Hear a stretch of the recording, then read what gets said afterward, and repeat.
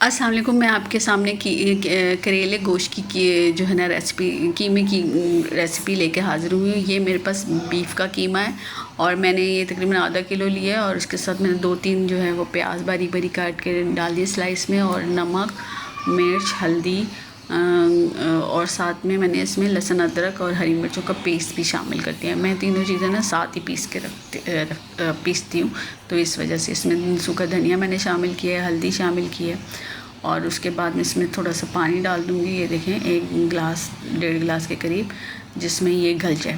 اور اس کے بعد میں پریشر کوکر کو بند کر دوں گی. یہ جب تک قیمہ گل جائے گا اتنی دیر تک میں نے اس کو چلانا ہے. اس پریشر کوکر میں یہ ہوتا ہے کہ سیٹیوں پہ ڈیپینڈ کرتا ہے کتنی سیٹیوں پہ یہ گلتا ہے. 3 سیٹی میں یہ گل جاتا ہے. اور اس کے بعد اس کو یہ دیکھیں پانی ہے اس میں ہلکا ہلکا، اس کو ہم بھون لیں گے اچھی طرح.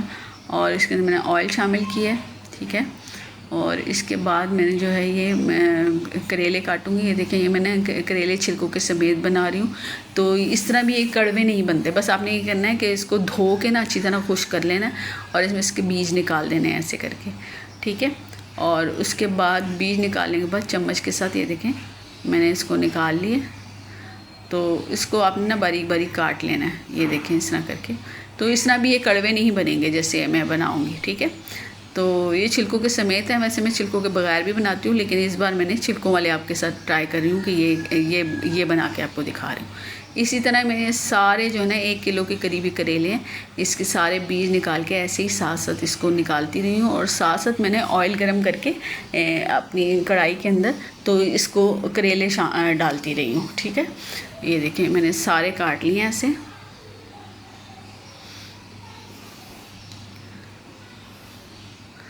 اور سلائس میں ایسے کاٹ لینے ہیں آپ نے. اور اس کے بعد اس کو دیکھیں ساتھ میں نے آئل گرم کیا اپنی کڑھائی میں، اور اس کے اندر میں جو ہے وہ ساتھ ساتھ ڈالتی جا رہی ہوں اپنے کریلے، ٹھیک ہے. اسی طرح میں کاٹ کر کے سارے شامل کر لوں گی اس کے اندر کریلے. اس طرح یہ بہت اچھے بنیں گے اور کڑوے بھی نہیں بنیں گے بالکل بھی، ٹھیک ہے.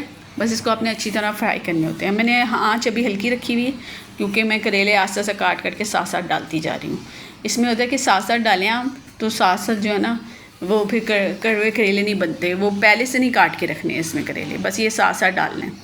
پھر اس طرح کر کے ساتھ ساتھ میں دیکھیں کریلے اس میں نے سارے کاٹ کے شامل کر لیے ہیں. آئل تھوڑا سا زیادہ کر لیں، چاہے بعد میں بے شک نکال لیجیے گا، اور کسی سالن میں مطلب آلو گوشت کا سالن ہے اس میں یوز کر سکتے ہیں.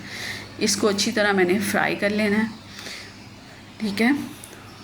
اور میں نے نا قیمے میں نا تھوڑا کم آئل ڈالا تھا.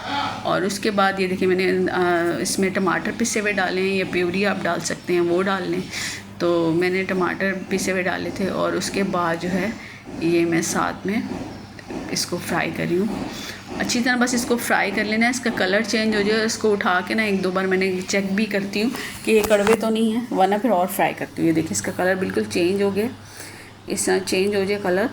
اور یہ دیکھیں بالکل اچھی طرح گل جائیں. اس کو اٹھا کے میں نے 1-2 بار چیک بھی کیا. پھر اس میں نے 2 سے 3 پیاز جو ہے نا وہ کاٹ کے وہ بھی شامل کیے، ٹھیک ہے.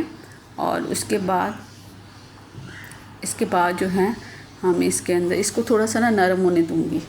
پھر اس کے اندر نمک تھوڑا سا شامل کیا ہے میں نے، کیونکہ اس سے نمک سے تھوڑا جلدی جو ہے نا وہ تھوڑے سے ہو جائیں گے. اور اس کے بعد اس کو اچھی طرح آپ نے مکس کر لینا ہے. اور اس کے بعد جو ہے جب یہ تھوڑے سے نرم ہو جائیں پیاز، تو ہم اس کے اندر دوسرے مسالے شامل کریں گے. ہم نے قیمے میں تو ڈالے ہیں مسالے، اس میں بھی تھوڑی سی میں نے لال مرچ ڈالوں گی، تھوڑی سی ہلدی میں نے ڈالی ہے، تقریباً پنچ ہلدی ڈالی ہے، اور آدھے سے بھی کم چمچ میں نے لال مرچوں کے ڈالے ہیں. دیکھیں اس سے یہ ہوگا کہ نا اس میں ذائقہ بہت اچھا بنے گا. اس کو پھر اپنے اچھی طرح مکس کر لینا ہے، ٹھیک ہے. اور پھر اس کے اوپر ہم نے تقریباً 3 سے 4 ٹماٹر میں نے اس کے اوپر نا پیس کے ڈالے ہیں، یہ دیکھیں. اور اس کو نا ڈھک کے تھوڑی ہلکی آنچ پہ آپ نے تھوڑی دیر پکانا ہے. اس سے ہوتا ہے کہ جو نا وہ بالکل بھی کڑوے نہیں رہیں گے، ٹھیک ہے. اب اس کو میں نے ہلکی سی آنچ پہ پکنے دے رہی ہوں. اس میں میں نے 4 سے ٹماٹر تقریباً ڈالے ہیں. اور اس میں بھی میں نے جو ہے قیمہ ہے اس میں بھی میں نے تقریباً 1 سے 2 ٹماٹر ڈالے ہیں. میں نے ایسے ہری مرچیں پیسی کاٹی ہوئی ڈالی ہیں. پھر یہ دیکھیں. اور اس کے بعد جو ہے اس کو میں دہی ڈال دی ہے، میں نے تقریباً آدھی پیالی کے قریب میں نے اس میں دہی ڈالی ہے، ٹھیک ہے. اور آپ اگر چاہیں تو اس کے اوپر لیموں بھی نچوڑ سکتے ہیں، اس سے بھی اس کی کڑواہٹ بہت حد تک کم ہو جاتی ہے.